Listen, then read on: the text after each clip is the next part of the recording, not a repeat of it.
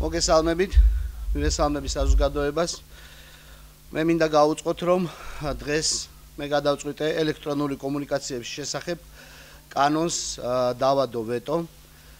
ეს გადაწყვეტილება განპირობებულია რამდენიმე მიზეზით.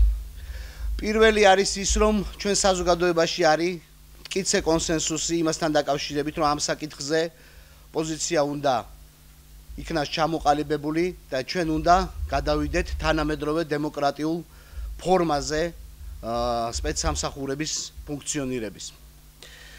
მე დავიბადე საბჭოთა კავშირში, სადაც მე ვიცოდი, რომ ჩვენ გვისმენდა KGB და ამითი გავიზარდეთ.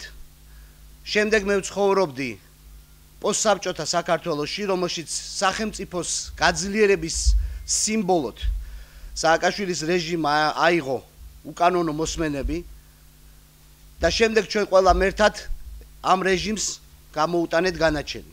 ეს ნიშნავს იმას, რომ 2 წლის თავზე ჩვენ იმაზე, რაზეც მთელი საზოგადოება ჩამოყალიბებულია და არსებობს კონსენსუსი, ჩვენ ეს კონსენსუსი უნდა დავაყენოთ კანონის ფორმაში.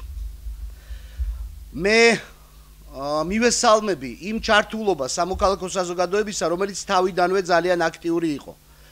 ჩვენ ვიცით, რომ 2012 წელსვე დაიწყო ამ საკითხზე მუშაობა და მე მივესალმები იმ კანონს, რომელიც მიღებული იქნა აგვისტოში.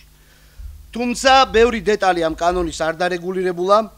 უმნიშვნელოვანესი თემები გადაიდო და ეს თემები გადაიდო დღევანდელი დღისთვის.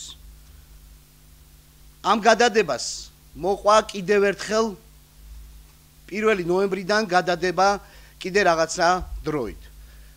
ეს ტენდენცია არ არის პირველი სამწუხაროდ ჩვენ ახალ პარლამენტში და მე მიმაჩნია, რომ ეს ტენდენცია უნდა ბევრად უფრო გონივრულ რეჟიმში იქნას გადატანილი და ბევრად უფრო სწრაფად უნდა ვიღებდეთ იმ კანონებს, რომელზეც არის სრული კონსენსუსი საზოგადოებაშიც, მე დარწმუნებული ვარ პოლიტიკურ ელიტაშიც და შესაბამისად ის კანონები, რაც უკავშირდება დემოკრატიას, ადამიანის უფლებებს, მათ დაცულობას, უნდა უსწრაფეს ვადაში იქნას მიღებული. ამდენად მე მოუწოდე პარლამენტს, რაც შეიძლება მალე მიიღოს ეს კანონი და გააკეთოს მთავარი, აღადგინოს ნდობა სახელმწიფოს აღმასრულებელ სტრუქტურებსა და საზოგადოებას შორის. ნებისმიერი პრობლემის გადაჭრა დემოკრატიულ საზოგადოებაში, მათ შორის კრიმინოგენული საკითხების გადალახვა ხდება საზოგადოების მაქსიმალური ნდობით და ჩართულობით.